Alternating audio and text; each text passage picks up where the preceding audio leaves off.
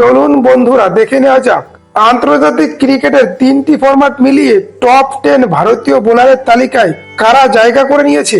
তবে বন্ধুরা আপনারা চ্যানেলে নতুন হলে চ্যানেলটি সাবস্ক্রাইব করুন, সেই সঙ্গে ভিডিওটি লাইক ও শেয়ার করুন। নাম্বার 10 ঈশান্ত শর্মা। আন্তর্জাতিক ক্রিকেটে 199টি ম্যাচ খেলে 434টি উইকেট নিয়েছে। নাম্বার 9 জসপ্রীত বুমরা। 206টি ম্যাচ খেলে 455টি উইকেট নিয়েছে। নাম্বার 8 মোহাম্মদ শামি। 197টি ম্যাচ খেলে 462টি উইকেট নিয়েছে। নাম্বার 7 শ্রীনাথ। 296টি ম্যাচ খেলে 551টি উইকেট নিয়েছে। নাম্বার 6 জাহির খান।